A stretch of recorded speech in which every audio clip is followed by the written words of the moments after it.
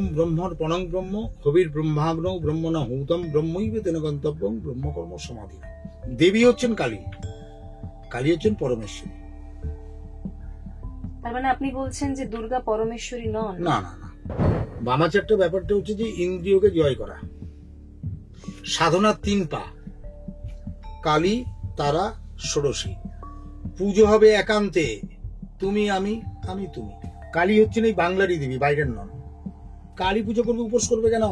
উপোস মানে না খেয়ে থাকে, না খেয়ে থাকা মানে কি উপবাস? আরে ঠাকুর দেবতা কি মানে বাজার সরকার নাকি তোর কাছে চেয়েছে? মন্ত্র ছাড়া কি মায়ের পুজো হয় না? না, তান্ত্রিক কখনো আনরিয়েল হয় না। যে পুরোহিতরা পুজো প্যান্ডেলে পুজো করে তার অধিকাংশ, সবাই বলছি না, অধিকাংশটা ভুল মন্ত্র পড়ে। কামাখ্যা মন্দির বিরাট, কি কিসের বিরাট? কোথাও কি কিছুই নেই, কি বিরাট, কি মাহাত্ম, কি করে বলবো? বলি পশু বলি সবাই দিতে পারে না। মায়ের পুজোয় বলিটা কি নেসেসারি? Necessary, must.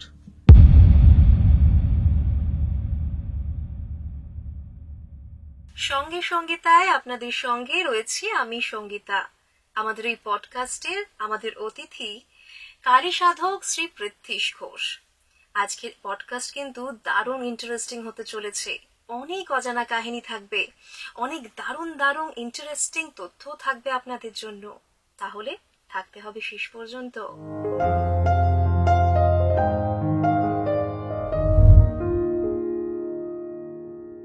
পৃথ্বীশদা, প্রথমেই যে প্রশ্নটা নিয়ে আপনার কাছে আসবো, কালী আমার কাছে মা, কালী আপনার কাছে কি? আমার কাছে নয়, আপনার কাছে মা হতে পারেন।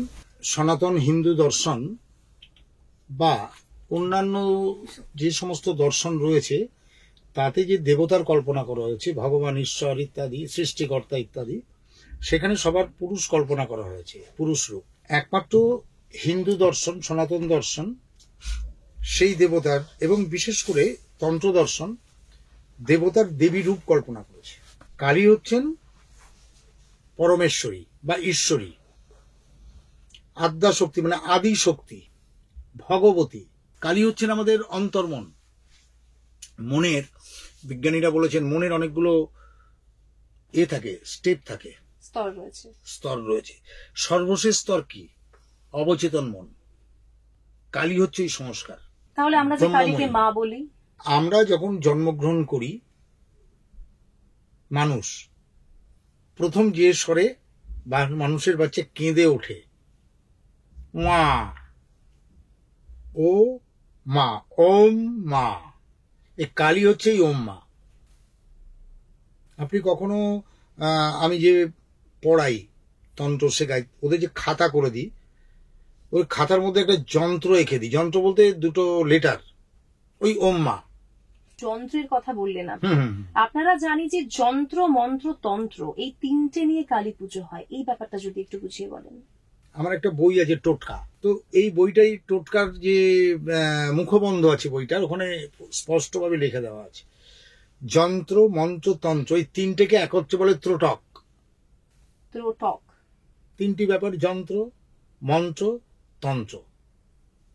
যন্ত্রটা হচ্ছে যে দেব বা দেবীর বা উপদেবী, অপদেবী ইত্যাদি, এর একটা স্কিমেটিক ডায়াগ্রাম, ত্রিভুজ বললে আপনার একটা যন্ত্র হচ্ছে ওই দেবীকে রিপ্রেজেন্ট করে বা দেবতাকে রিপ্রেজেন্ট করে।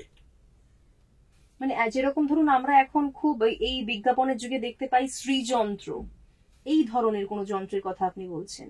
কালী মায়ের ক্ষেত্রে একটা আলাদা যন্ত্র রয়েছে? অবশ্যই আছে। যে সমস্ত স্কুটি গুলো যাচ্ছে সবুজ রঙের নাম্বার প্লেট, মানে আমরা জানবো যে এটা ইলেকট্রিক স্কুটি। যন্ত্র তার মানে কি? ওই ইলেকট্রিক স্কুটিকে বোঝাচ্ছে সবুজ নাম্বার প্লেট, ঠিক না? যন্ত্রটা ওই দেব বা দেবীকেই রিপ্রেজেন্ট করে। মন্ত্র মানে মনকে যে ত্রাণ করে। ত্রাণ মানে আপনি যখন একভাবে জপ করে যাচ্ছেন, হরে কৃষ্ণ হরে কৃষ্ণ, হরে কৃষ্ণ হরে কৃষ্ণ, হরে কৃষ্ণ হরে কৃষ্ণ, তার মানে আপনার মনটা কিন্তু হরে কৃষ্ণের মধ্যেই আছে এবং একাগ্রভাবে আছে। আপনি বাইরের জগৎ থেকে সম্পূর্ণভাবে মুক্ত। এখানে মনের একটা বিরাট, তন্ত্র, মন্ত্র, যন্ত্র যাই করুন, কালী বলুন, শিব বলুন, যাই বলুন, মনের একটা রোল আছে আমাদের জীবনে। এই মনকে নিয়ন্ত্রণ করার জন্যই যন্ত্র, মন্ত্র, তন্ত্র। তার মানে মনকে আমাদের কন্ট্রোল করতে হবে। আপনাকে আমি একটু রাগিয়ে দিলাম, বাসে উঠেছেন, একজন পায়ের উপর চাপা দিল, রেগে গেল, ভাই কি করছো? কিন্তু আপনার পদে, আপনার যা লেভেল, তাতে ওই চিৎকারটা আসে না। কিন্তু আপনি, তার মানে মনের ওপর আপনার কন্ট্রোল নেই, আপনি খুব অল্পতেই রেগে গেলেন। তাহলে যারা তান্ত্রিক, যারা রিয়েল তান্ত্রিক, তাদের কি মনের উপর পুরোটা কন্ট্রোল থাকে, তারা রেগে যান না? তান্ত্রিক কখনো আনরিয়েল হয় না,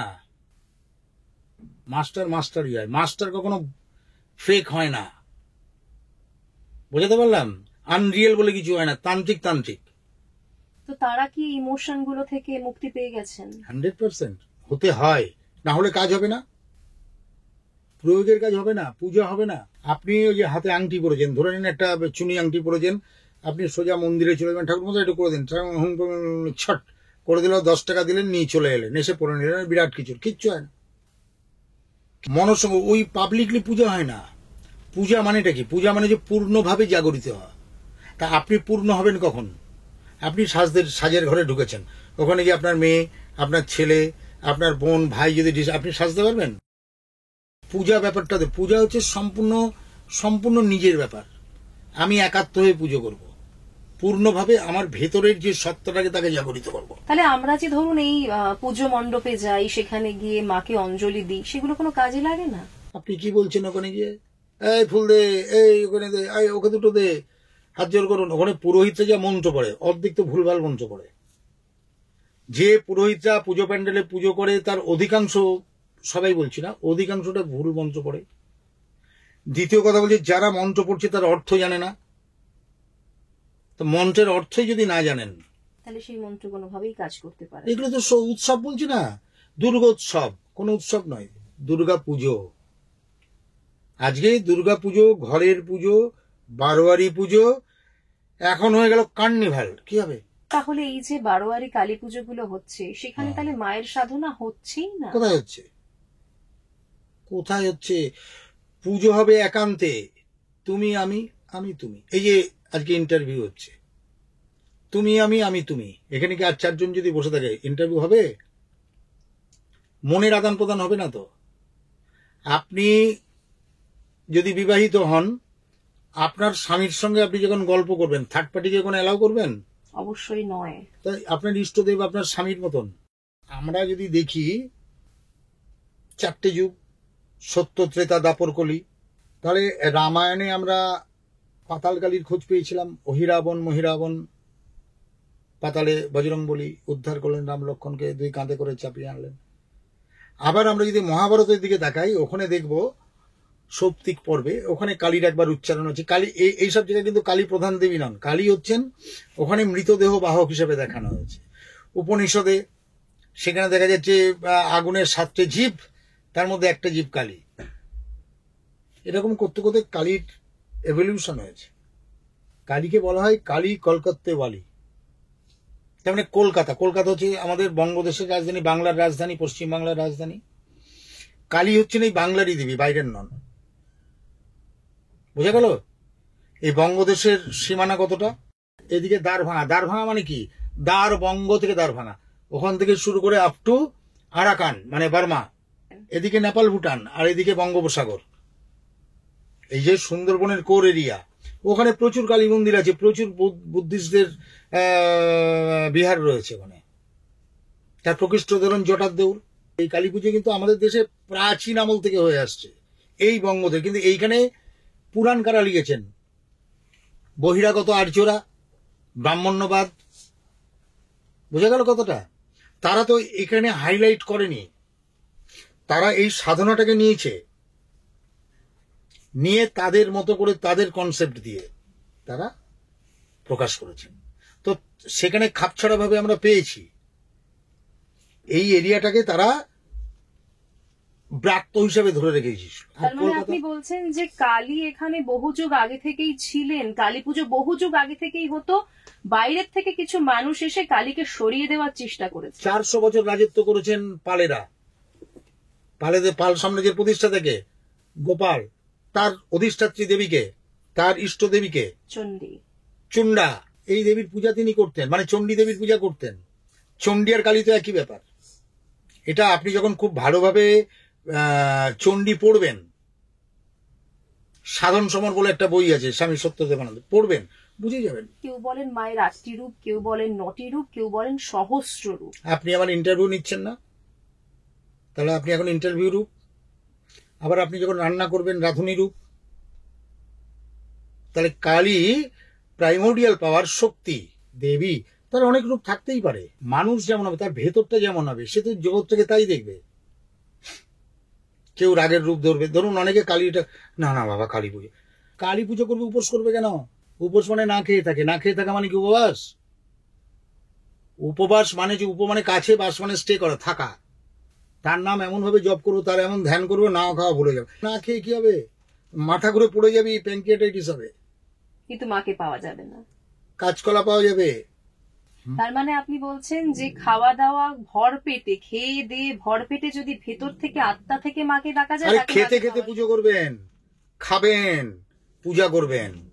নিজেকে সেইভাবে ভাবতে হবে। তারপর সেজে গুজে বসছেন তো, কালী পুজো করতে বসছেন আপনি লাল পাড় শাড়ি পরে বা লাল শাড়ি পরে, কিন্তু আপনি যখন শিবের পুজো করতে বসবেন সাদা শাড়ি পরে বসবেন।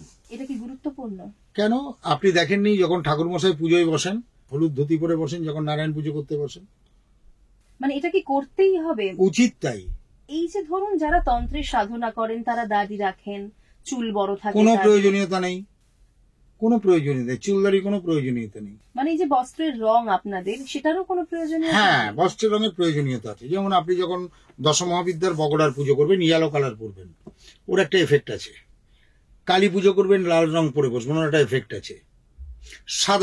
সাদা যখন পরে বসবেন, ওর একটা এফেক্ট আপনার মনের উপর পড়বে। তান্ত্রিকে তো শো অফের কিছু নেই, সে হচ্ছে খ্যাপা, সে নিজেই নিজের মধ্যে আছে। চুলদারি আছড়াবে কখন সে? না আছড়াতে জোটা পেয়ে গেছে, আচ্ছা, উপবাস করছে সে। এটা হচ্ছে উপবাস, খাচ্ছে খেয়ে উপবাস করছে, ওইভাবে ভাবিত হয়ে আছে, ওইভাবে জারিত হয়ে তার মানে আছে। খেয়ে উপবাস করা যায়? হ্যাঁ, না খাওয়া মানে উপবাস নয়।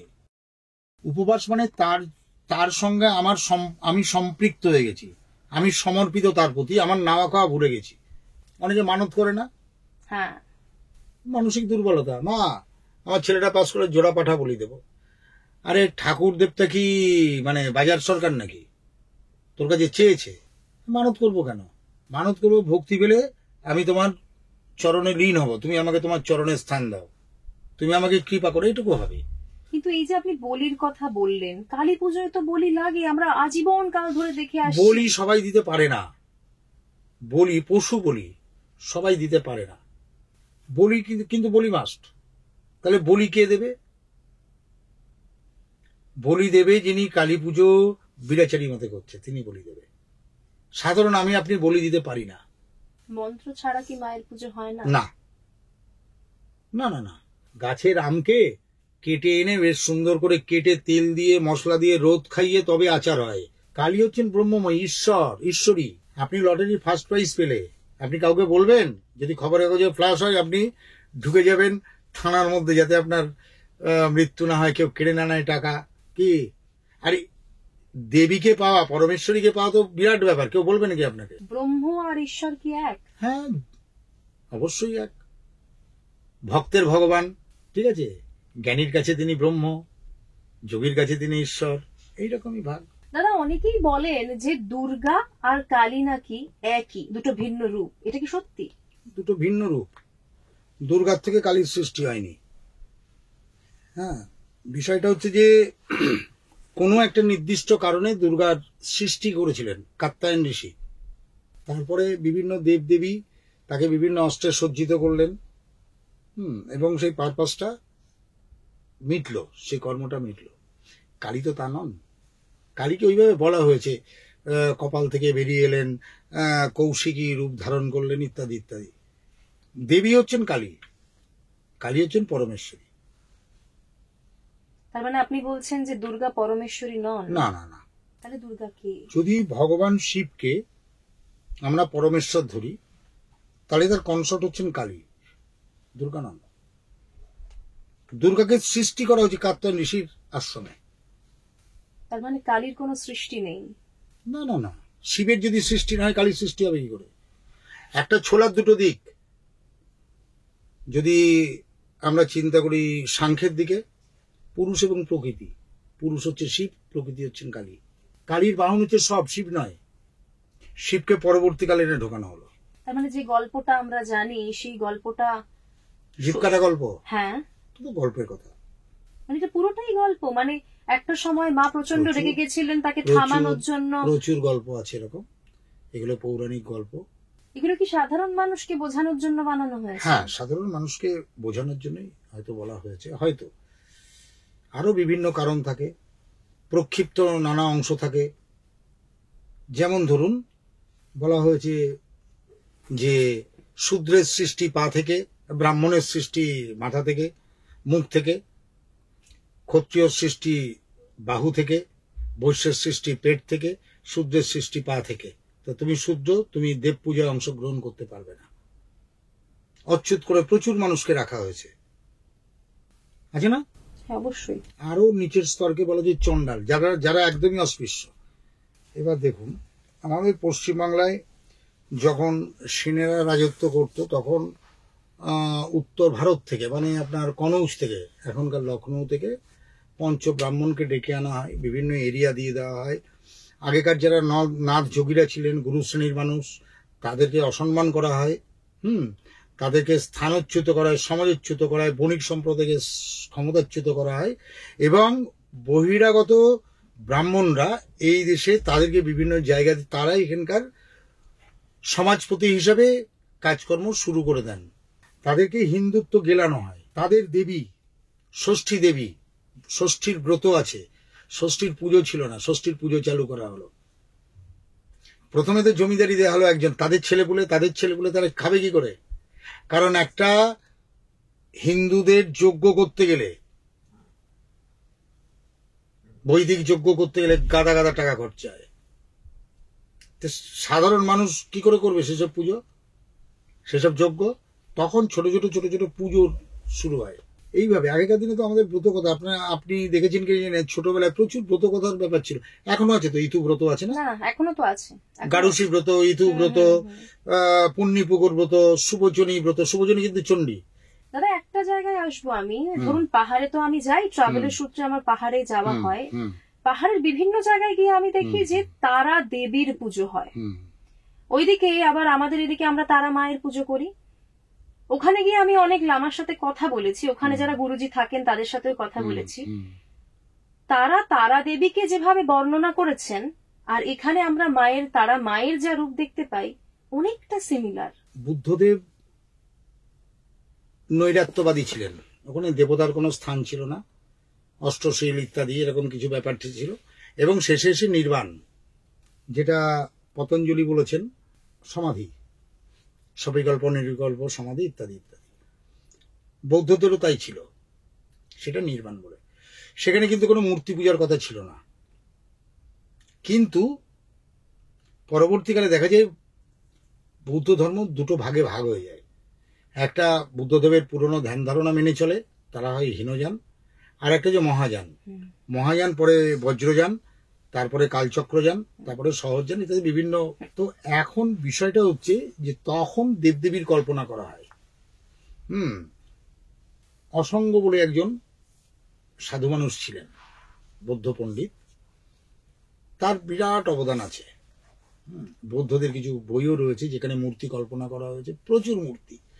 এবং শুধু মূর্তি নয়, তার আনুষঙ্গিক দেবতারাও রয়েছেন, মানে মূল দেবতার সঙ্গে, এবং প্রত্যেকের পুরুষ দেবতার সঙ্গে একজন তার স্ত্রী দেবতা, তার সাধন সঙ্গিনী। কেমন?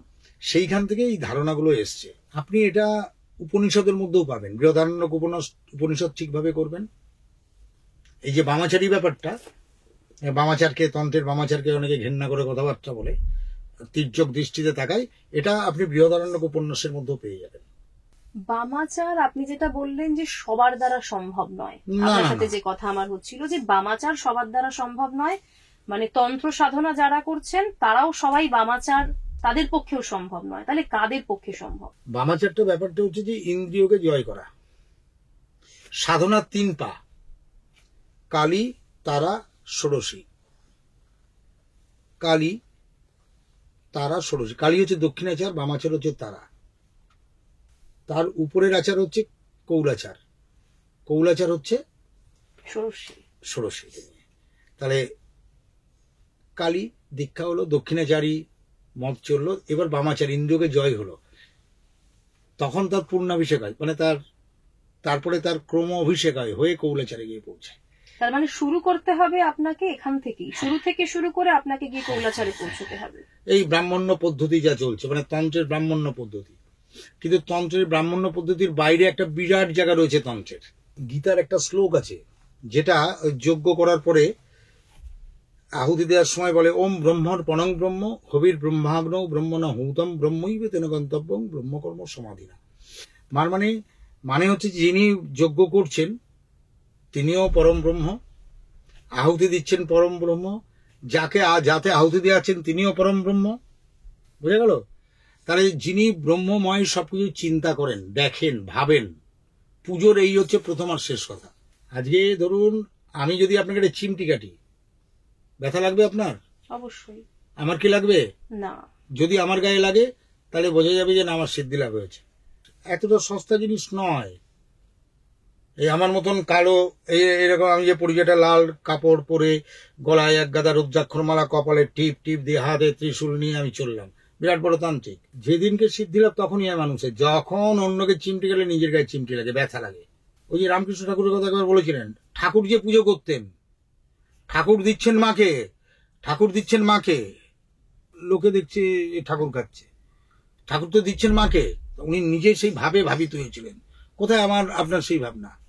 তা সুতরাং আমি লাল জামা পরলাম, কালো পরলাম, শ্মশানে মশানে ঘুরে বেড়ালাম, গায়ে ছাই বর্ষম, হবে নাকি? তাহলে কিভাবে হবে? দেখেন, মানুষ যখন সিদ্ধ হয় না, তখন বালকের মতন হয়ে যায় সে। বড় বড় সাধককে দেখবেন, তাদের মধ্যে ওসব ভাব নেই।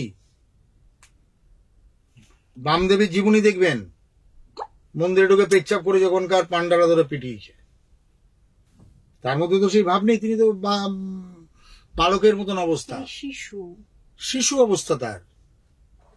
আপনাকে যে শিশু হতে হবে, শিশু সাজা যায় না, সাধু সাজা যায় না, তান্ত্রিক সাজা যায় না। আমরা কিভাবে বুঝবো মানে কে আসল কে আসল নয়? একটা সাধারণ মানুষের জায়গা থেকে আমি এই প্রশ্নটা আপনাকে করছি। বাজারে লাউ কিনতে গেছেন, নখ মেরে মেরে লাউ কিনে আনলেন, কচি লাউ, বাড়িতে কাটলেই দেখলেন ভেতরে ভেতরে দানা। আপনার কপালটা এরকম লাউ কিনেছেন, আপনি বাইরে থেকে বোঝা যাবে না তো? প্রতিটা মানুষ মুখ আর মুখোশ নিয়ে চলে। এত বড় বড় ছুরি পড়ে আছে, দুটোই চকচক করছে। আপনাকে বললো যে এর মধ্যে একটা রূপোর ছুরি আছে আর একটা স্টিলের ছুরি আছে, চিনে নাও। আপনি চিনতে পারবেন? দুটোই একদম ফাইন সান্দা, চকচক করছে, সূর্যের আলো পড়ছে। কি করে চিনবেন? তার মানে ঠকে ঠকেই শিখতে হবে। হ্যাঁ, অবশ্যই চোখ তৈরি করতে হবে। এটা তো বাইরের চোখ, ভেতরের চোখ ঠিক করতে হয়। আর ভিতরের চোখ যেদিন আপনার জাগবে, থার্ড আই, তৃতীয় নেত্র, সেই দিন ওই ঠকানোর লোক আপনার কাছে আসবে না, অটোমেটিক্যালি এক্সপেলড হবে। আসবে 2-4-10 মিনিট বসবে, তারপর আউট হয়ে যাবে, যে না, একে আমি কিছু করতে পারবো না। ভেতরে আপনার তখন সেরকম একটা শক্তি খেলা করবে। তারা ধরুন আমাদের এই পশ্চিমবঙ্গের বাইরের অনেক মানুষই আছেন, তারা কিন্তু কালী পুজো ব্যাপারটা নিয়ে খুব একটা সন্তুষ্ট নয়, কালীকে খুব উচ্চ স্তরের দেবী মানতে তারা রাজি নন। এটা কেন? দেখুন, বিষয়টা হচ্ছে যে উত্তর ভারতীয় যারা, পশ্চিম ভারতীয় যারা, তারা সম্পূর্ণভাবে নিরামিষাশী, স্পিরিচুয়াল ব্যাপার যেগুলো করে। তো বাঙালিরা মাছ খায়, কিন্তু তারা এগুলো পছন্দ করে না। কিন্তু তান্ত্রিক পুজোতে আপনার মাছ লাগবে, তান্ত্রিক পুজোতে আপনার মাংস লাগবে, তান্ত্রিক পুজোতে মদ লাগবে, ছোলা মটর শস্য ভাজা লাগবে। পঞ্চমকরে পুজো হয় তান্ত্রিক পুজোতে, সেই জন্য তারা পছন্দ করে না। এটা একটা দিক। দ্বিতীয় দিক হচ্ছে, আমাদের দেশে যে আর্যরা ঢুকেছিলেন, তাদের মধ্যে একটা অংশ ঢুকেছিলেন, অ্যালপাইন এরিয়ান বলা হয় ওদেরকে। কেমন? তারা নর্ডিক এরিয়ান যারা ঢুকেছিলেন, উত্তরপ্রদেশ, কাশ্মীর টাশ্মীর ইত্যাদি, পাঞ্জাব টাঞ্জাব, এরা পছন্দ করতেন না এদেরকে। আর ঋগ্বেদেই আছে যে 3টি গোষ্ঠী ওই নর্ডিক এরিয়ানদের থেকে বেরিয়ে চলে এসেছিল। তাদের একটা সাউথ ইন্ডিয়ার দিকে গেছিল, একটা নর্থ ইস্টে গেছিল, আর একটা ওয়েস্ট বেঙ্গলে ছিল, মানে বঙ্গদেশে ছিল। বুঝতে পেরেছেন? তো এদেরকে ওরা পছন্দ করতো না সে আগেকার আমল থেকে। এদের পক্ষী জাতি বলা হতো, বয়াংশী। এই কথা থেকে আরো একটা কথা চলে আসছে, সেটা হচ্ছে মায়ের রূপ। কোথাও মায়ের গায়ের রং কালো, কোথাও শ্যামবর্ণ, কোথাও মায়ের গায়ের রং সবুজ, কোথাও সাদা। আকালিপুর বলতে গিয়ে ভুলে গেলাম, বলে দিচ্ছি আপনাকে। আকালিপুরের মূর্তিটা এক খণ্ড পাথরে তৈরি এবং সেটা কোষ্ঠী পাথর। এইভাবে ওখানে কিন্তু শিব নেই, মায়ের মুকুট হচ্ছে সাপের, ছোট ছোট ছোট সাপ, হাতের সমস্ত সাপ, কানের দুল সাপ, এবং সাপের ওপরে তিনি বসে আছেন অনন্তনাগ। মেডুসার মতো। হ্যাঁ হ্যাঁ হ্যাঁ, এবং পায়ের কাছে ভগবান শিব এরকম করে এরকম ছোট্ট মূর্তি, যেমন রাজবল্লভীতে আছে, শ্বেতকালী, রাজবলহাটে। একটু আগে বলছেন শ্বেতকালী, রাজবলহাটে আমি দেখেছি, গেছি রাজবলহাটে? আমি ওখানে। রাজবল্লভী, ওই রাজবল্লভীর ঠিক যেরকম ওখানেও তাই। আপনার এত বছরের তন্ত্রের জীবন, এত বছরের সাধনা, কি পেয়েছেন এখনো পর্যন্ত? দেখেন, প্রাপ্তি বলতে গেলে সেইভাবে প্রাপ্তি কার কি হয় জানি না, আমার সেই অনুযায়ী কোনো প্রাপ্তি কিছু হয়নি। আমি আনন্দ পেয়েছি। তন্ত্রের দুটো দিক আছে, একটাকে বলে ঊর্ধ্বমনায় আত্মসাধনা, একটাকে বলে অধমনায় প্রয়োগ বিদ্যা। আমি প্রয়োগ বিদ্যার কাজ করি, আত্মসাধনা করি না।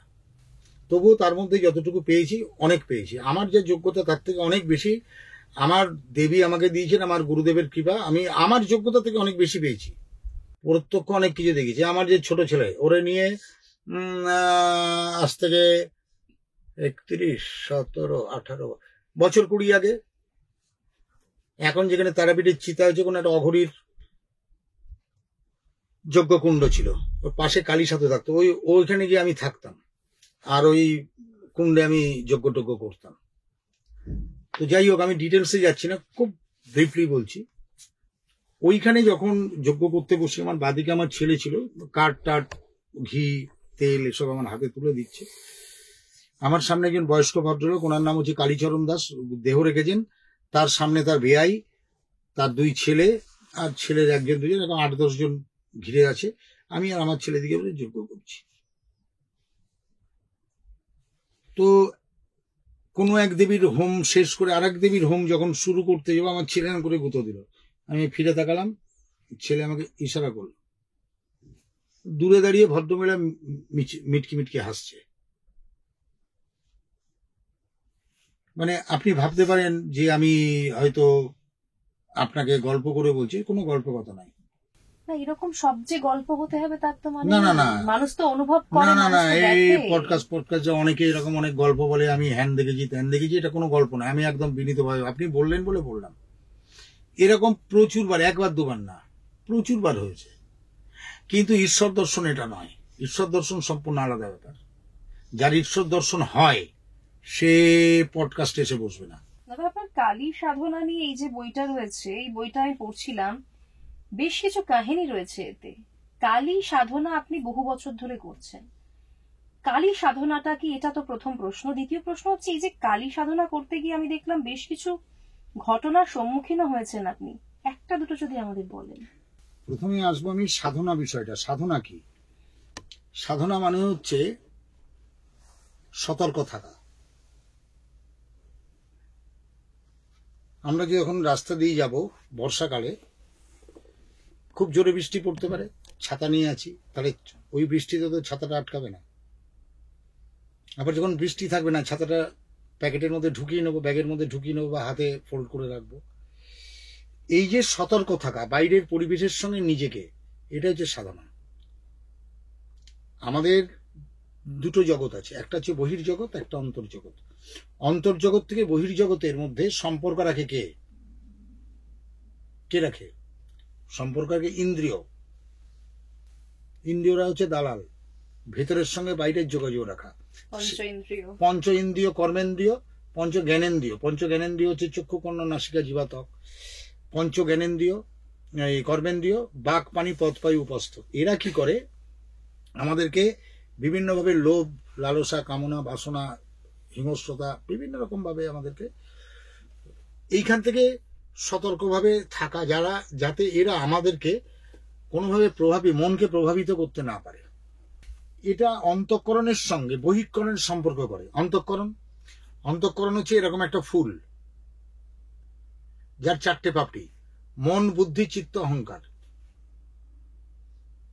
মনে করুন একটা ওই যে সাদা রঙের ফুলগুলো, কাঞ্চন ফুল, 4টে পাপড়ি থাকে না সাদা রঙের? মন, বুদ্ধি, চিত্ত, অহংকার। একে যেন কোনোভাবে মনকে যেন কোনোভাবে প্রভাবিত না করে। ভীষণ কঠিন ব্যাপার। কিচ্ছু কঠিন না, বাই প্র্যাকটিসিং। আপনাকে করতে হবে। আপনাকে কেউ রাগাচ্ছে, আপনি রাগলেন না। আপনাকে প্রশংসা করলে একটু দাঁত বার করে দিলেন, কেউ বাজে কথা বলে একটু দাঁত বার করে দিলেন, এই তো কাজ। আপনি রাখবেন না, মোট কথা। আপনি জানেন যে আমি কলেজে গেলেই আমাকে খেপাবে বান্ধবীরা, বুঝে গেল? আপনার গালে একটা কাটা দাগ আছে। কিন্তু আমি সেটা পাত্তা দেবো না, কোনোভাবে সেটা আমার ভেতর অব্দি আসতে দেবো না। না না না, আমি রাখবো না। আনন্দে এই এই তো সামান্য কটা ব্যাপার, আমি কোনো লোভ লালসায় পড়বো না। এবার এটা কঠিন ব্যাপার অবশ্যই, কিন্তু সেটাকে মানিয়ে নেওয়া, অ্যাডজাস্ট করা। আমরা অ্যাডজাস্টটা করতে পারি না বলে এই সমস্ত কিছু গন্ডগোল। বিষয়টা হচ্ছে যে এই সাধনা জগতে এলে প্রথমে দরকার হয় গুরু, এবং গুরুর প্রতি সমর্পিত হওয়া দরকার। গুরুকে আগে প্রশ্ন করেছিলেন মন্ত্র, কথায় প্রসঙ্গে বলছিলাম ইষ্ট দেব বা দেবী, বলেছিলেন যন্ত্র। এই যে টোটাল ব্যাপারটা আমাদের দেহের মধ্যেই আছে। আমার গুরুকে, আমার গুরু আমার আজ্ঞাচক্র, যেটাকে আমরা থাটাই বলছি আজ্ঞাচক্র। আমরা কি আমাদের নিজেদের গুরুকে চুজ করতে পারি? চুজ করতেই হবে। আপনি একজন মহিলা, যখন আপনার বিবাহ ঠিক হয়েছে, আপনার বাবা মা 10টি ছেলে দেখেছে, যে একজনকে চুজ করে দিয়েছে, সে আপনার পছন্দ হয়নি, বাবা মা আরেকজনকে চুজ করে দিয়েছে, আপনারও পছন্দ হয়েছে, তারাও আপনাকে পছন্দ, বিয়ে হয়ে গেছে। গুরুও তাই, গুরুকে তো আপনি খুঁজে বেড়াবেন, আপনার সঙ্গে ভাইব্রেশনে মিলতে হবে, না সংসার হবে কি করে? গুরু ছাড়া তন্ত্র হয় না, কোনো কিছুই হয় না। এই যে আজকে আপনি কফি খাচ্ছেন, আপনার মা কফির পাত্র, চিনি আর কাপ ডিশ দিলেই কি আপনি কফি বানিয়ে ফেলতে পেরেছেন প্রথম দিন? এই জল এতটা দিস না, একটু কমা। এই 1 চামচ দিস না, তিতো হয়ে যাবে, একটু কমা। মা গুরু না? কালী ছাড়া হ্যাঁ, অন্য কোন দেব দেবীকে কেন নিয়ে হবে না? তন্ত্র হয়? হ্যাঁ, গুরুই হয়। আমার দরকার মনটাকে নিয়ন্ত্রণ করা, বাস। আমি মনের রাজা হব, হলেই তন্ত্র শেষ। তার জন্য কালীকে ধর, যেহেতু কালী প্রাথমিক শক্তি, আদি শক্তি, সৃষ্টিকারী শক্তি। ওই জন্য কালীর গলায় দেখে না মুন্ডুর মালা দেওয়া, 50টা মূল অক্ষর দিয়ে প্রকাশ করছে। রসে দিবি, রসে দিবি, রিরি লিলি, এ ওই ও আমার 16টা, এদিকে 35টা, ক খ গ ম চ ছ জ ঞ ট ঠ ড মধ্যে ইয়ার হলো এই ক্ষীয়টা হচ্ছে আপনার গিয়ে যুক্তাক্ষর, ক মূর্ধন্যস্ব। এ বাদবাকি সবগুলো হচ্ছে সিঙ্গেল। কালীর গলায় 50টা মুন্ডের মালা, 50টা এদিক, 50টা ওদিক। হাতে অ ক চ ট ত প য় স 8, 108টা গলায় মালা পড়ে, 108টা। এই হচ্ছে 108টা দানা মালা পড়া। আপনারা রুদ্রাক্ষের মালা কেন পরেন? রুদ্রাক্ষের একটা আছে, এই ম্যাগনেটিক ভ্যালু আছে। শুধু আমি নয়, আমরা পড়লেও কি কাজ দেবে? সব কেন কাজ দেবে না? বিষ আমি খেলেও যা হবে, আপনি খেলেও তাই হবে, অবশ্যই হবে। কোন নিয়ম আছে পড়ার? কিছু নিয়ম আছে, যিনি পড়াবেন তিনি বলে দেবেন। এটা থেকে আরেকটা প্রশ্ন চলে আসছে, সেটা হচ্ছে তুকতাক। আমরা বলি তুকতাক, বানমারা, এগুলো কি সত্যি? ঘটনা বলি আপনার একটা। বাদাবন বলে, বাদাবন বলতে জলা জায়গা, ওই সুন্দরবনের বাদাবন। এমন এমন তান্ত্রিক মানুষ ছিলেন যারা দায়ের একটা কোপ মারতেন, মন্ত্র পাঠ করে দাঁড়িয়ে যেত। বুঝতে পেরেছেন? এগুলো বললে মনে হবে গল্প, তাহলে এখন কি সেরকম লোক নেই? অধিকাংশই নেই। তন্ত্র দিয়ে অনেক কিছু করা যায়, এক আধটা এক্সাম্পল যদি দেন। ধরে নিন আপনার বাড়িতে ভূতের উপদ্রব হচ্ছে, ভৌতিক উপদ্রব হচ্ছে, বা অনেক সময় ভূতে পেয়েছে আপনাকে, আমাকে বলবেন, আমি ঠিক করে দেবো, গ্যারেন্টি দিয়ে। তন্ত্র আর বিজ্ঞান পরস্পর বিরোধী না মিল আছে তাদের মধ্যে? তন্ত্র সম্পূর্ণভাবে বিজ্ঞান। বিজ্ঞান মানে কি? বিজ্ঞান মানে হচ্ছে বিশেষ রূপে জ্ঞান। তা আপনার জ্ঞান না থাকলে আপনি তন্ত্র করবেন কি করে? আপনি একটা কালী যন্ত্র আঁকছেন, এরকম ত্রিভুজ 5 বার আঁকতে হবে। এই 5 × 3 15 জন দেবী থাকে, তো বিজ্ঞান তো ওখানেই। জ্যামিতির সৃষ্টি তো হয়েছে যন্ত্র তৈরি করতে গিয়ে, তার আগে তো জ্যামিতি ছিল না। যে তুকতাকের কথা বলছেন, তুকতাক ওই একই, ত্রটক, টোটকা, তুকতাক একই কথার অপভ্রংশ। ছোট্ট জিনিস বলে দিই আপনাকে। আমার ঠাকুমার মা, ওনার বাড়ি ছিল বাংলাদেশের মাগুরা বলে একটা জায়গা, যশোরের পাশেই। তা আমি প্রচুর মাছ ভক্ত ছোটবেলা থেকে, এবং এরকম ছোট কই থেকে, পুঁটি থেকে, বাটা থেকে, চারাপোনা থেকে আমি এখনো যদি ভাজা দেয় চিবিয়ে টোটাল মাছটা চিবিয়ে খেয়ে নেবো, কাটা বাটা বাঁচি না, বিড়ালের মতন খেয়ে ফেলি। তো গলায় কাটা বেঁধে যেত ছোটবেলায়। উনি এই কোথায় কাটা বেঁধেছে, বলে এইখানটা বেঁধেছে, এইখানে বেঁধেছে। উনি নিজের এরকম করতেন, কাটা নেবে যেত।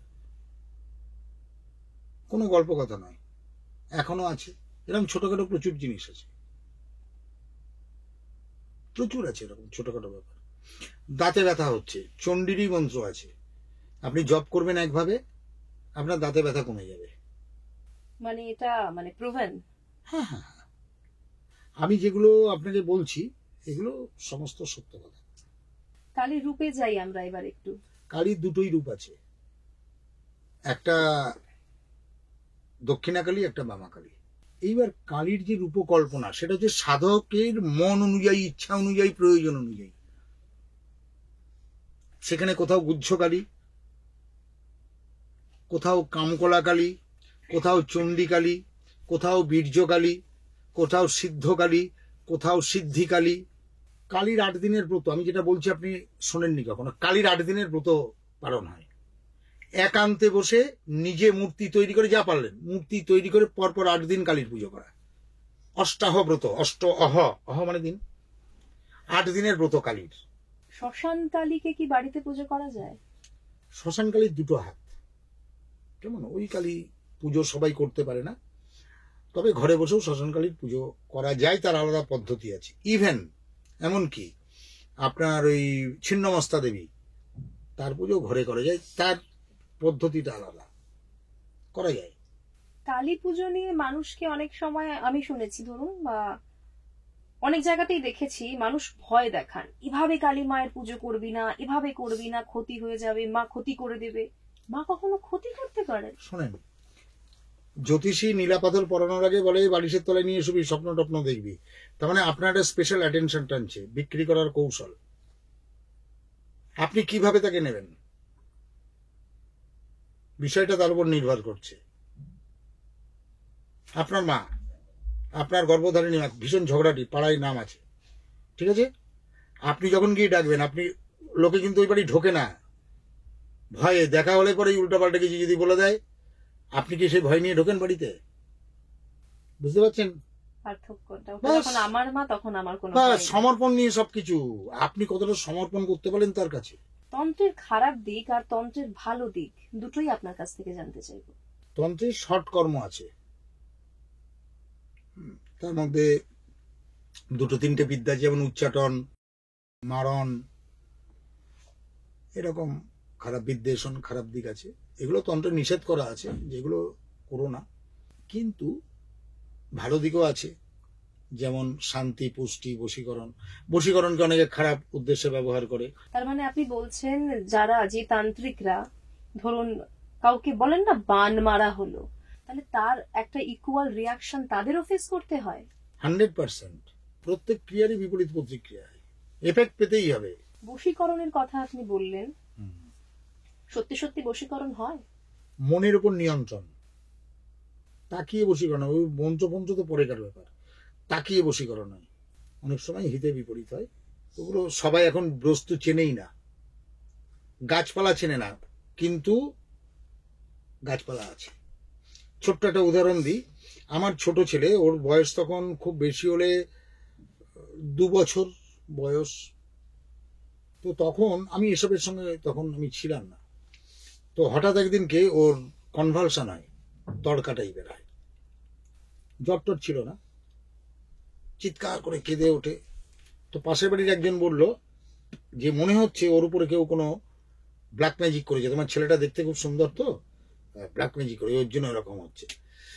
তো উনি ঠিকানা দিলেন, আমি একজনকে ডেকে নিয়ে এলাম, ডাক্তারকে দেখালাম, ডাক্তার ওষুধ দিল, কিছু হচ্ছে না। তো উনি কিছুই, তারপরে জ্বর এসে গেল। তো উনি কি করলেন, খুব বহুল প্রচলিত একটা গাছ, এরকম শাক, এরকম লম্বা লম্বা ডাঁটা হয়, বর্ষাকালে তো ভরে যায়, ড্রেনের আশেপাশে হয়ে আছে, ওর ডাঁটা নিয়ে এলেন এরকম 8 থেকে 10টা, একটা ঝাল পানের পাতা বড় সাইজের, এতটুকু আদা থেতো করে রস করে খাইয়ে দিলেন। বসে রইলেন উনি, প্রায় ঘন্টা 2.5 বসে রইলেন, তার মধ্যে জ্বর নর্মাল হয়ে গেল, আর তড়কা হলো না। আমার কাছ থেকে উনি 300 টাকা নিয়েছিলেন সেই সময়, মানে আজ থেকে 25-26 বছর আগে। তা আমি ওনাকে যখন টাকাটা দিই, আমার একটা ভান্ডার ছিল, মানে মাটির ভান্ডার, ওখানে আমি খুচরো পয়সা জমাতাম, ওখান থেকে দিয়েছি, আমার কাছে সেই মুহূর্তে টাকা ছিল না। তো উনি দেখে ওনার খুব খারাপ লেগেছে, ওনার সঙ্গে আরেক ভদ্রলোক ছিলেন। 3-4 দিন পরে উনি ফেরত এসছেন, উনি একজন কালী সাধক ছিলেন। ফেরত এসে আমাকে 250 টাকা উনি ফেরত দিলেন, দিয়ে বললেন যে বাবা এটা শিখে রাখো, ভবিষ্যতে কারোর এরকম দেখলে করে দেবে, ঠিক হয়ে যাবে। আর তোমার ছেলেকে কোনো ভূতফুত কিছু হয়নি, ওই যে কালো কারফার বেঁধে দিলাম সব কিছু না, এটা আয়ুর্বেদিক জিনিস খাইয়ে দিলাম, এগুলো গাছ লতা পাতার ব্যাপার। এই 14 শাকের মতো সেই গাছ একটা খেতে হয়। আপনি সেই 14 শাকটা। শাকের কথা বললেন, কালী পুজোর সঙ্গে 14 শাক চলেই আসে, তার আগের দিনই ভূত চতুর্দশী। এই ভূত চতুর্দশীটাতে মানুষ ভয় দেখায়, এটাতে কিছু ভয়ের আছে? এই ভূত মানে ওই যে ভূত প্রেতের ভূত নয়, এটা তো আমাদের পূর্বপুরুষদের, তাদেরকে স্মরণ করে তাদেরকে আলোক দেখানো হয়, এই তাদের উদ্দেশ্য করে দেওয়া হয়। এটা এখন তো সিজন চেঞ্জের সময়, বিভিন্ন রকম রোগ শোক থেকে আমরা যাতে মুক্ত থাকতে পারি, ওর কারণেই এই 14 রকম শাক পাতা খাওয়া, যাতে আমরা বিভিন্ন রোগ থেকে বেঁচে থাকতে পারি। আয়ুর্বেদিক একটা উপায়, আর কিচ্ছু না। কালী মায়ের দুজন সহচরী আমরা দেখেছি, ডাকিনী যোগিনী। চর্যাপদ যখন পড়বেন ওখানে দেখবেন যে আমাদের দেহে নারীর কথা বলা হচ্ছে, তাদের মধ্যে প্রধান 3টে নারী, সুষুম্না, ইড়া, পিঙ্গলা। এই ইড়া পিঙ্গলাকে ইন্ডিকেট করে, কালী হচ্ছে সুষুম্না আর ইড়া পিঙ্গলা হচ্ছে ডাকিনী যোগিনী। যোগিনী, যোগী, যোগিনী পেয়ে গেলেন। নাথ, নাথ ওদেরকে বলে যুগী গেল। আর তার স্ত্রীলিঙ্গ যোগিনী, ডাকিনী, ডাক মানে জ্ঞানী, ডাক তিব্বতী ভাষায় যে জ্ঞানী। কেমন? তাহলে আমরা এই চেহারাগুলোকে এত ভয়াবহ রূপ কেন দিয়েছি? আমি একটা তিলক পরেছি, লাল সিঁদুরের তিলক। আপনি ধরেন বৈষ্ণব মানুষ, এরকম রসগোলি করবেন চন্দন দিয়ে, সেক্ট গুলো বোঝা যাবে, আপনি বৈষ্ণব বোঝা যাবে, আমি শাক্ত বোঝা যাবে। তাহলে ওই যে কালীর যখন পুজো করবো, ওগুলোকে রিপ্রেজেন্ট ওইভাবে করা হচ্ছে। কারণ আপনার যখন জ্ঞানী মানুষ, আপনি একজন, তো ওই রূপগুলো দেখানো হয়েছে ভয় পাওয়ানোর জন্য। একটা সময় এই ডাকিনী যারা সম্প্রদায় ছিল একটা, তারা এইসব কালো জাদুর কাজ টাজ করতেন। এদের মূল ছিল নিগু ডাকিনী। এদের মূল ছিল আপনার এখন যেটা বগুড়া বাংলাদেশের পড়েছে, বালুরঘাটের খুব কাছেই। আচ্ছা, আমাদের যে মালদা বালুরঘাট আছে ওর থেকে খুব কাছেই, ওইখানে। এই যে যোগ শাস্ত্র আর আপনি বললেন ঈশ্বর, দুয়ের মধ্যে যোগ কি? যোগ মানে কি এটাকে জানতে হবে। সংযোগ। কার সঙ্গে কার? তোমার সঙ্গে আমার। তুমিটাকে আপনি ঈশ্বর বলতে পারেন, বা তার কনসর্ট ঈশ্বরীও বলতে পারেন। তার সঙ্গে আমার যোগ, কালীর সঙ্গে যোগ রাখতে হবে, তবেই তো শিবের কাছে যাবেন। শিব মানে তো জ্ঞান, উইজডম। উইজডম মানে এইটুকু জ্ঞান না, সেই জন্য জ্ঞান শুয়ে থাকে, তার উপরে কালী দাঁড়িয়ে থাকে। জ্ঞানের কাছে পৌঁছতে গেলে কালীকে লাগবে। আমার তো শক্তির আরাধনা না করলে জ্ঞানটা পাবো কোথায়? আপনি তো কামাখ্যা মন্দিরে বহুবার গেছেন, তন্ত্র সাধনাও করেছেন ওখানে গিয়ে, কি এক্সপিরিয়েন্স হয় কামাখ্যা মন্দিরে? শোনে, কামাখ্যাটাকে শ্রেষ্ঠ পীঠ বলা হয় তন্ত্রের জন্য। ভারতবর্ষে হেন কোথাকারও তান্ত্রিক নেই যে কামাখ্যা পীঠ দর্শন করেনি। আমি ওখানে যখন প্রথম যাই, আমার বাড়ি, আমি তো বারাসাত থাকি, মধ্যম গ্রামের ওখানে বাদুর এক সাধু মানুষ আমাকে নিয়ে যান। কামাখ্যা মন্দির বিরাট, কি কিসের বিরাট, কোথাও কি কিছুই নেই, কি বিরাট, কি মাহাত্ম্য, কি করে বুঝবো? তারপরে গিয়ে বলা হয় জব করো বসে বসে। জব কি বস্তু আমি জানি না, বলেও নি, বোঝায়ও নি, আর এইসব ব্যাপারের মধ্যেই সম্পৃক্ত নেই। ভুবনেশ্বরী বলে একটা মন্দির আছে। আমার এই আধ্যাত্মিক জীবনের শুরু ওখান থেকে। ওই ভুবনেশ্বরী মন্দিরে যখন উঠলাম, এখন তো আধুনিকীকরণ করে ফেলেছে, চাঁপা ফুলের গাছ ছিল। আর সন্ধ্যাবেলা ছিল, 7টা, 7:30, 8টা এরকম কিছু একটা হবে। প্রচুর মেঘ ছিল। আপনি ওখানে গেলে দেখবেন বর্ষাকালে চোখের মধ্যে, মাথার মধ্যে, চুলের মধ্যে এসে মেঘের জলগুলো লেগে যাবে। মেঘ যখন আপনাকে ক্রস করে যাবে তখন তো ওখানে যখন যাচ্ছে, হ্যাঁ, আমার খুব মানে একটা অন্যরকম পরিবেশ। এবার ওখান থেকে কতগুলো ফুল টুল কুড়িয়ে স্মৃতি হিসেবে ফুল টুল কুড়িয়ে, ওই যে ব্যাগটা ছিল, ব্যাগের মধ্যে রাখলাম, লাল রঙের ব্যাগ কিনেছিলাম, ব্যাগটা আছে এখনো, রাখলাম। রেখে আমি টুকটুক করে উঠলাম ওর সঙ্গে সঙ্গে। আরে বাবা, খানিকটা ওঠার পরে পিছল সিঁড়ি, পাথর বসানো বসানো রাস্তা, তখনও কিন্তু সিঁড়ি ছিল না, বুঝতে পেরেছেন? অনেক বছর আগে, যেহেতু তখন তো এরকম কিছু ছিল। আমি গেছি 33-34 বছর আগে। তারপরে ওই অর্ধেক গিয়ে নেমে এলাম। পরের দিনকে চিনে নিলাম কোন কোন রাস্তায়, পরের দিনকে আবার গেলাম দিনের বেলায়। রাতে গেলে তো সব দেখা যায়। ও মা, আপনি বললে অবাক হবেন, ওখানে গিয়ে আমার মনে হলো যে আমি এই জায়গায় আগে কখনো এসেছি। চারিদিকে ঘুরলাম, 2-3 বার করে ঘুরলাম। তো আমাকে এক সাধু ডেকে বলছে, এই কি দেখছো তুমি বাবু এরকম করে করে? এটাকে ভুবনেশ্বরী মন্দির বলে, অমুক। অনেক বাঙালি লোকজন ছিল, কিন্তু আমি তার হদিশ খুঁজে পেলাম না। তারপরে 2-3 দিন বাদে আমার ওই মোহে পড়ে গেলাম, এবার ওরা তো ব্যাক করবে, অম্বুবাচী মন্দির খুলেছে, বারবার যেতে ইচ্ছে করছে। আমি কিন্তু কোনো পুজো টুজো দিইনি, ওখানে দর্শন করেছি, চলে এসেছি। ওই প্রসাদ টোসাদ ওসবের মধ্যে যাইনি, কাপড় টাপড়ের পেছনে দৌড়াইনি আমি। আমার মনে একটাই ঘটনা যে এরকম কেন হলো, এই ফিলিংসটা কেন হলো। আমি তো আসিনি জীবনে কোনোদিন কোনো মন্দিরে তীর্থস্থানে যাইনি, ওই তারকেশ্বর দক্ষিণেশ্বর কালীঘাট ছেড়ে আদ্যাপীঠ। কামাখ্যা মন্দিরে কি কোনো আলাদা এনার্জি অনুভব করেছেন কখনো? 100%। কখনো টখনো না, আপনি গেলেই পাবেন। আপনার উদ্দেশ্য থাকতে হবে তো একটা। ওখানে প্রচন্ড বলি হয়, একটার পর একটা বলি হচ্ছে। আমি যখন 20-30 বছর আগে গেছিলাম, 30 বছর নয় 28 বছর আগে গেছিলাম, তখন আপনার প্রচন্ড বেশি বলি হতো, এখন একটু কম, কিন্তু বলি হয়। মায়ের পুজোয় বলিটা কি নেসেসারি, মাস্ট। কেন? বলি মানে হচ্ছে উপহার। আপনি কি উপহার দেবেন? আপনার বিয়েতে আপনি আমাকে নিমন্ত্রণ করেছেন, আমি কি উপহার দেবো ওটা আমার ব্যাপার। আমি ফলও বলে দিতে পারি, আমি পশুও বলে দিতে, আমি নিজেকেও বলে দিতে পারি। অনেকে নিজের রক্ত দিয়ে মায়ের পুজো ওদের করে। নিজেকে বলি দেওয়া। মা কি রক্ত চান? আরো একটা জিনিস বলি, আরো বলে দিই, অহংকারকে দান করা, বিভিন্ন আমাদের খারাপ গুণগুলোকে দান করা। নারকেল ফাটানো এক রকমের বলি। নারকেলের 2টো চোখ আছে না, মুখ আছে না, বলি দেওয়া, নিজের অহংকারকে বলি দেওয়া। কিন্তু মা রক্ত চান কি? সন্তান, মা তো সবার মা। শুনুন, বিষয়টা যদি বলে ইন্দ্রিয় বীরাচারই বলি দিতে পারে পশু বলি, সবার পশু বলে দেওয়া উচিত না। আপনি নিজের হাতটা তো কেটে দিতে পারবেন না। আপনার সাথে কথা হচ্ছিল, আপনি একটা অসমের কোন গ্রামের কথা বলছিলেন যেখানে মানুষ নিজেকে দেয়। ওরা চুটিয়া সম্প্রদায়, কেমন ওরা নিজেদেরকেই বলিত, সারা বছর তাকে ভালো মন্দ খাওয়াতো দাওয়াতো, সে যা ভোগ করতে চাইতো, যতটুকু চাইতো ততটুকু তাকে দেওয়া হতো, সে নিজের স্বেচ্ছায় বলি হতো। প্রচুর জায়গায় ব্যাপার রয়েছে। আজও লুকিয়ে চুরি হয় শুনেছি, প্রত্যক্ষ তো দেখিনি, শুনেছি হয়। তবে তন্ত্র বিষয়টা নিয়ে আপনাকে বলি, এটা যতটুকু না তার থেকে অনেক বেশি খারাপ প্রচার করা হয়। তন্ত্র সম্পর্কে ধারণা মানুষের মধ্যে নেগেটিভ ধারণা।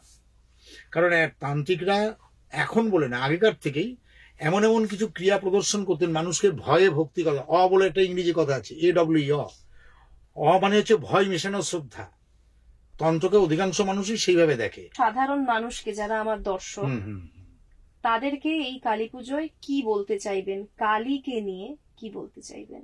অন্তত কালী পুজোর দিন অমাবস্যা যখন লাগছে, সেই অমাবস্যা শুরু যখন হবে, ঠিক সেই সময় থেকে যখন অমাবস্যা শেষ হবে, কালীকে উদ্দেশ্য করে একটা সর্ষের তেলের বড় প্রদীপ নেবেন, অতিরিক্ত তেল দেবেন, এবং ওটাকে অমাবস্যার সময়টুকু জ্বালিয়ে রাখুন। আর অমাবস্যার দিন সন্ধ্যাবেলা একটা কাঁচা মাটিতে একটা পঞ্চমুখী প্রদীপ তৈরি করুন, বা আটা দিয়ে তৈরি করুন, করে 5টা বলতে দিয়ে তিলের তেল দিয়ে বাড়ির ছাদের উপর দিন।